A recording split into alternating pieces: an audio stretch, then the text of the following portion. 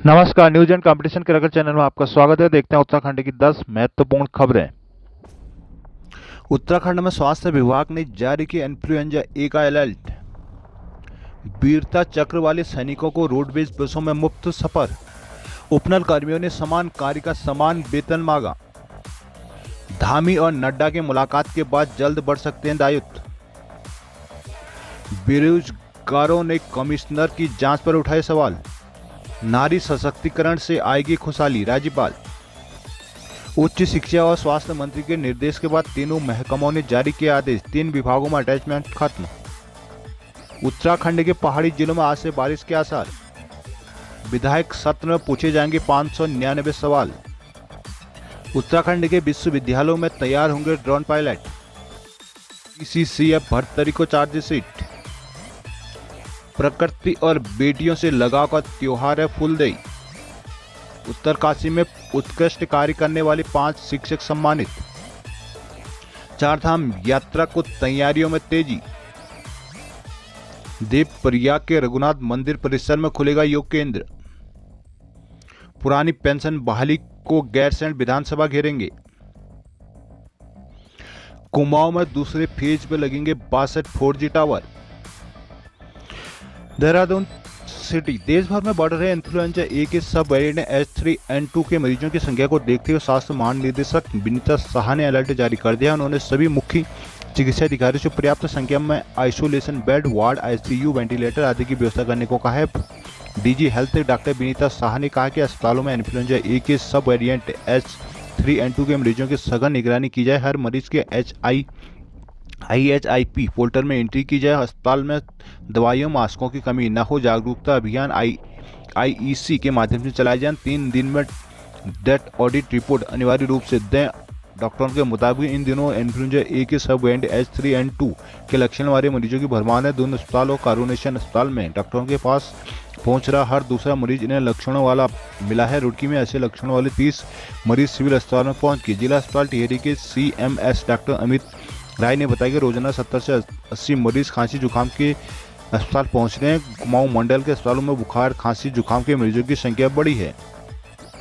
देश की सुरक्षा के लिए अदम्य साहस का परिचय देने वाले वीरता चक्र विजेता सैनिकों, वीर नारियों को रोडवेज की बसों में मुफ्त सफर की सुविधा मिलेगी। सैनिक कल्याण विभाग ने शनिवार को उनके आदेश के लिए मुख्यमंत्री पुष्कर सिंह धामी की घोषणा के बाद कैबिनेट ने यह निर्णय लिया है। सैनिक सचिव सैनिक कल्याण दीपेंद्र चौधरी के अनुसार वीरता चक्र प्राप्त सैनिकों के बीच साथ वीरता चक्र प्राप्त सैनिकों की वीरांगना को भी रोडवेज की बसों में मुफ्त सेवा सुविधा मिलेगी। मुफ्त यात्रा में जो भी खर्चा आएगा सैनिक कल्याण विभाग रोडवेज को चुकाएगा। वर्तमान में वीरता चक्र प्राप्त सैन्य अफसर और सैनिकों की संख्या 250 से अधिक है। उन्होंने रोडवेज में यात्रा करने पर सालाना अधिकतम 10 लाख रुपए का खर्चा आने का अनुमान है। मुख्यमंत्री पुष्कर सिंह धामी ने पिछले वर्ष विजय दिवस के मौके पर यह घोषणा की थी। इसके बाद कैबिनेट के मुख्यमंत्री की घोषणा के अनुसार यह फैसला लिया गया था।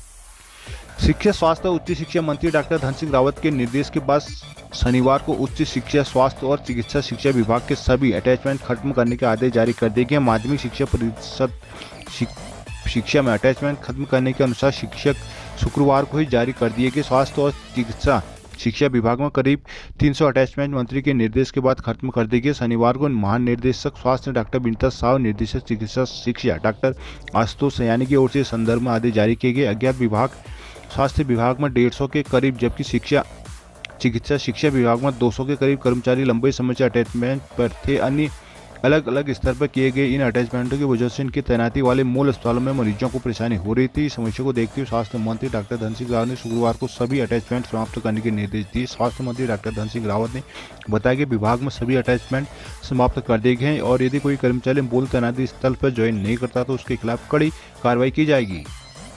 राज्य के विश्वविद्यालयों में युवाओं को ड्रोन पायलट बनने का प्रशिक्षण भी मिलेगा। ड्रोन तकनीक में रोजगार की संभावनाओं के मद्देनजर सरकार युवाओं के लिए ड्रोन पायलट प्रशिक्षण कार्यक्रम शुरू करने की तैयारी कर रही है। कैबिनेट से इस प्रस्ताव को सैद्धांतिक सहमति मिल चुकी है। सचिव मुख्यमंत्री आर मीनाक्षी सुंदरम ने बताया कि उच्च शिक्षा विभाग के साथ इस विषय पर बात की जा रही है। सरकारी और निजी क्षेत्र के विश्वविद्यालय शिक्षण संस्थानों के साथ मिलकर PPP मोड में ड्रोन पायलट प्रशिक्षण कोर्स को लागू किया जाना है। सरकार का मानना है कि राज्य के भौगोलिक हालात अन्य प्रदेशों के मुकाबले कुछ जटिल है। ड्रोन का उपयोग करने के लिए कुशल प्रशिक्षित पायलट होना जरूरी है। इसके लिए युवाओं को प्रशिक्षित किया जाना जरूरी है।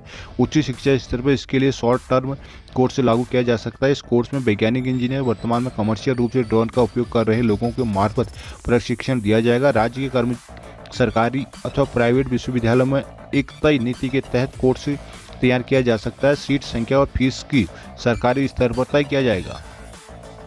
गैरसैंण में सोमवार से शुक्रवार शुरू हो रहे विधानसभा के सत्र में पक्ष और विपक्ष के विधायक सरकार से 599 सवाल पूछेंगे। सत्र की तैयारियों के लिए अफसर गैरसैंण पहुंच गए हैं। विधानसभा सचिवालय के अधिकारियों ने बताया कि पक्ष और विपक्ष के अधिकांश विधायकों की ओर से सड़क, बिजली, पानी, शिक्षा, स्वास्थ्य और मुख्यमंत्री से जुड़े विभागों के प्रश्न पूछे गए हैं। विधानसभा का सत्र सोमवार से शुरू हो रहा है। सत्र के पहले दिन राज्यपाल का बजट अभिभाषण होगा। इसके बाद सदन में आर्थिक सर्वेक्षण, कैग की रिपोर्ट और वर्ष 2023-24 का बजट पेश किया जाएगा। वित्त विभाग की ओर से नए वित्तीय वर्ष के लिए करीब 80,000 करोड़ रुपए का बजट तैयार किया गया है, जिसमें विधानसभा की मोहर लगनी है। विधानसभा के अधिकारियों ने बताया कि सत्र की तैयारी को तकरीबन अंतिम रूप दिया जा चुका है। सोमवार को सत्र की कार्यवाही शुरू होने से पहले गैरसैंण में ही कार्य मंत्रणा समिति की बैठक और दलीय नेताओं की बैठक भी होनी है। सरकार ने 13 मार्च को गैरसैंण में कैबिनेट बैठक भी रखी है।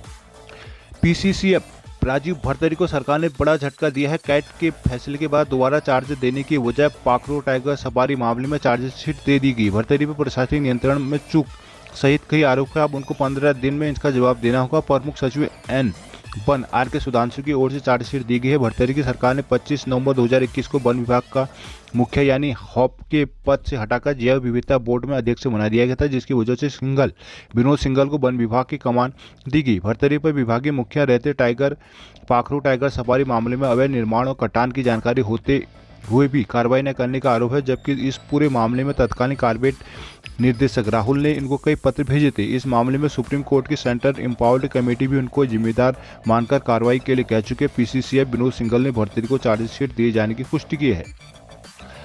उपनल कर्मचारियों ने सरकार से समान कार्य समान वेतन के संबंध में सुप्रीम कोर्ट से दायर एसएलपी को वापस देने, हर 6 महीने में डीए वृद्धि, महिला कर्मियों को सीसीएल की सुविधा की मांग की है। शनिवार को उपनल कर्मचारी महासंघ के प्रतिनिधि मंडल ने सैनिक कल्याण मंत्री गणेश जोशी से कैंट रोड स्थित कैंप कार्यालय में मुलाकात की और 7 सूत्री ज्ञापन सौंपा। उन्होंने कहा कि विभिन्न सरकारी और निजी विभागों में उपनल के मार्फत 20,000 से ज्यादा लोग आउटसोर्स सेवाएं दे रहे हैं, लेकिन उपनल कर्मचारियों के भविष्य को सुरक्षा देने के लिए कोई ठोस नीति नहीं है। अल्प मानदेय पर काम कर रहे उपनल कर्मचारियों को कई बुनियादी सुविधाओं तो मैसर नहीं है। स्वास्थ्य सेवाओं का जिक्र करते हुए उन्होंने कहा कि उपनल कर्मचारियों को स्वास्थ्य सुविधा देने के लिए ईएसआई लागू है। राज्य के आधे से अधिक जिलों में ईएसआई के तहत मेडिकल की सुविधा नहीं है। साथ ही अच्छे व बड़े अस्पताल ईएसआई में इम्पैनल्ड नहीं है होने से स्वास्थ्य सुविधाओं का लाभ नहीं मिल पा रहा है। इसलिए उपनल कर्मियों को गोल्डन कार्ड सुविधा से जोड़ा जाए। महासंघ पदाधिकारियों से संक्षिप्त मुलाकात में मंत्री ने उचित कार्रवाई का आश्वासन दिया। कहा कि उपनल कर्मियों की समस्याओं को लेकर सरकार गंभीर है। प्रतिनिधि मंडल में महासंघ के प्रदेश अध्यक्ष विनोद गोदियाल, प्रदेश महामंत्री विनोद प्रसाद, महिला मोर्चा अध्यक्ष मीना रौथान, कल्पना बर्थवाल, स्नेहा बिष्ट, मंजू तिवारी, जयंती गरिमा डोभाल, मनोज शेमाल, रमेश डोभाल आदि मौजूद थे।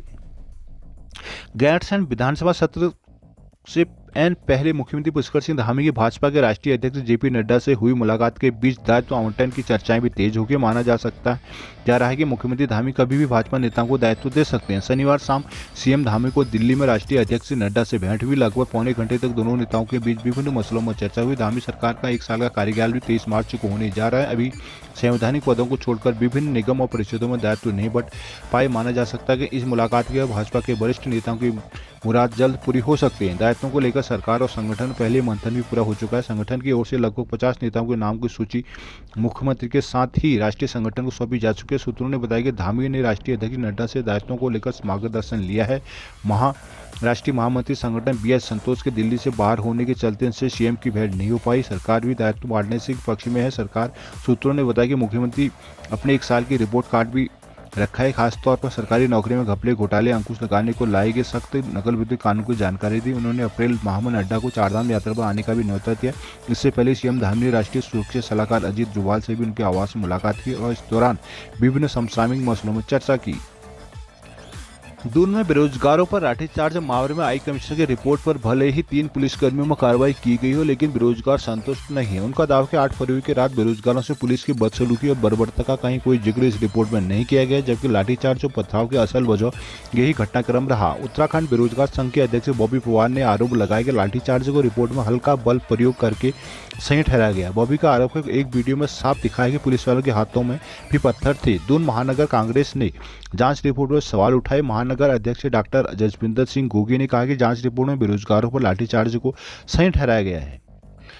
अल्मोड़ा पहाड़ में बीएसएनएल की संचार सेवा मजबूत करने की प्रक्रिया तेज हो गई है। बीएसएनएल ने दूसरे चरण में कुमाऊं के सभी 6 जिलों में 62 4G टावर लगाने की तैयारी शुरू कर दी है। इसके लिए बाकायदा भूमि का चिन्हीकरण और क्षेत्र का सर्वे भी शुरू कर दिया गया। ये टावर उन स्थानों पर लगाए जाएंगे जहां पर किसी भी कंपनी के सिग्नल नहीं आते। इससे 341 गाँव के हजारों लोगों को लाभ होगा। दरअसल पहाड़ में संचार सेवा की बदहाली के चलते लोगों को काफी परेशानी उठानी पड़ती है। कम ट्रैफिक होने के कारण निजी कंपनियां भी दूरस्थ गांव में मोबाइल टावर स्थापित करने से कतराती हैं। इसके चलते दूरस्थ गांव के लोगों को सिग्नल तलाशने के लिए पहाड़ चलने पड़ते हैं। इसी को देखते हुए बीएसएनएल कुमाऊं में 4G टावर स्थापित करने की प्रक्रिया चल रही है। पहले फेज में अल्मोड़ा, पिथौरागढ़, बागेश्वर, चंपावत और नैनीताल जिले के पर्वतीय क्षेत्रों में 165 4G टावर लगाने की प्रक्रिया अंतिम चरण में है। उधर अब बीएसएनएल ने दूसरे फेज में 6 जिलों में 62 4G टावर स्थापित करने की प्रक्रिया भी शुरू कर दी है। इसके लिए भूमि चिन्हीकरण और सर्वे आदि कार्य शुरू कर दिया है। इसी साल के अंत तक पहाड़ में 4G की सेवा शुरू होने की उम्मीद है।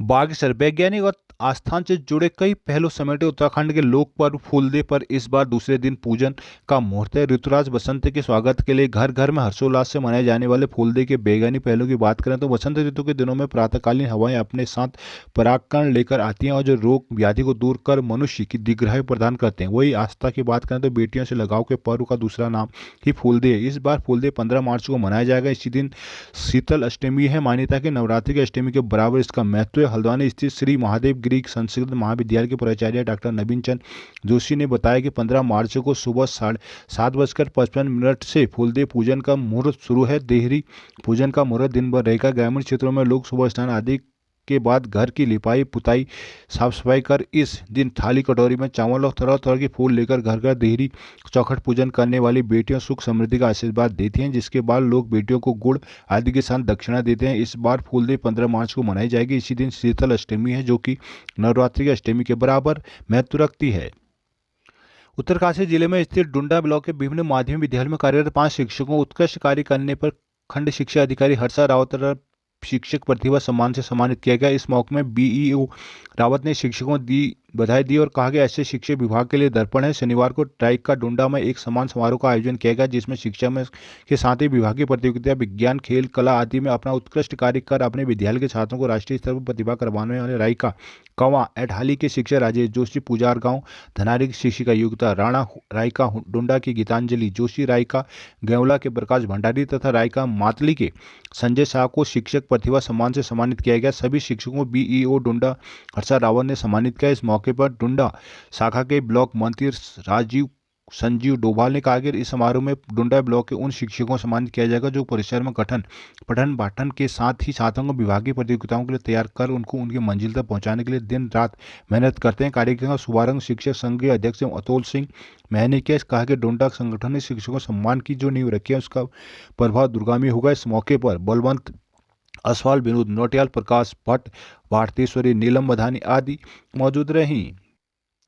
बड़कोट यमुनोत्री के धाम की यात्रा व्यवस्था को लेकर बड़कोट में डीएम ने अधिकारियों की बैठक ली। डीएम अभिषेक रुहेला ने सड़क मार्ग की समीक्षा करते हुए यमुनोत्री नेशनल हाईवे को यात्रा से पूर्व पूर्णतः दुरुस्त करने के निर्देश एनएच को दिए हैं। कार्यदायी संस्था रानी कंस्ट्रक्शन को यात्रा से पूर्व यमुनोत्री नेशनल हाईवे पर निर्माणाधीन मोटर पुल का निर्माण हर हाल में पूरा करने की हिदायत दी गई। जिलाधिकारी अभिषेक रुहेला ने शुक्रवार को डाइट सभागार में चारधाम यात्रा की तैयारी को लेकर अधिकारियों की बैठक ली। कहा कि जहां डेंजर जोन है उन्हें चिन्हित करें तथा क्रश बैरियर पैराफिट साइनेज भी लगाएं। उन्होंने रानी कंस्ट्रक्शन को छटंगा के पास रोड़ी भंडार को तत्काल प्रभाव से हटाने के निर्देश दिए हैं। कूड़ेदान लगाने तथा डामटा से लेकर जानकी चट्टी से यमुनोत्री तक पैदल मार्ग पर पर्याप्त सफाई कर्मी की तैनाती करने के निर्देश दिए हैं। उन्होंने यमुनोत्री पैदल मार्ग पर घोड़े खच्चर के संचालन को लेकर निर्देश दिए कि बिना इंश्योरेंस के घोड़े खच्चर को कतई भी अनुमति न दी जाए।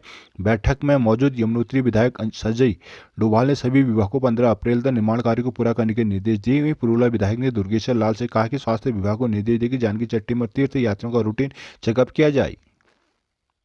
केंद्रीय संस्कृत विश्वविद्यालय के देवप्रयाग श्री रघुनाथ कीर्ति परिसर में जल्द अंतर्राष्ट्रीय योग केंद्र खुलेगा। योग केंद्र को लेकर 3 देशों के योग विशेषज्ञों ने परिसर का दौरा कर देवप्रयाग के वातावरण योग के लिए बेहद अनुकूल बताया। उन्होंने कहा कि देवप्रयाग में विदेश के विद्यार्थी भी योग सीखने आ सकते हैं। हांगकांग, सिंगापुर, नीदरलैंड के 10 सदस्यीय शिष्टमंडल इन दिनों भारत के विभिन्न महत्वपूर्ण संस्थानों के भ्रमण पर है। श्री रघुनाथ कीर्ति परिसर में बीएससी यौगिक साइंस व योग में पीजी डिप्लोमा जैसे रोजगारपरक पाठ्यक्रम शुरू करने की तैयारी की जा रही है। साथ ही परिसर में इंटरनेशनल योग सेंटर भी खोलने जा रहा है। परिसर निदेशक प्रोफेसर पीबीबी सुब्रमण्यम ने देवप्रयाग पहुंचे विदेशी योग विशेषज्ञों का स्वागत करते हुए इस योग केंद्र खोलने पर चर्चा की। विदेशों से आए योग विशेषज्ञों ने बताया कि भारतीय योग सीखने को विदेशी विद्यार्थी बहुत लालायित रहते हैं। पौड़ी राष्ट्रीय पुरानी पेंशन बहाली संयुक्त मोर्चा पुरानी पेंशन बहाली की मांग को लेकर 13 मार्च से गैरसैंण में होने वाले विधानसभा सत्र का घेराव करेगा, जिसको लेकर मोर्चा तैयारी में जुटा हुआ है। शनिवार को आयोजित बैठक में पदाधिकारियों ने घेराव को लेकर रणनीति बनाई। बैठक में घेराव कार्यक्रम को लेकर विस्तार से चर्चा की गई। शनिवार को नगरपालिका सभागार में आयोजित राष्ट्रीय पुरानी पेंशन बहाली संयुक्त मोर्चा की बैठक में प्रदेश महासचिव सीताराम पोखरियाल ने कहा कि पहले लंबे समय से पुरानी पेंशन बहाली की मांग की जा रही है, लेकिन इस बार कोई ध्यान नहीं दिया जा रहा।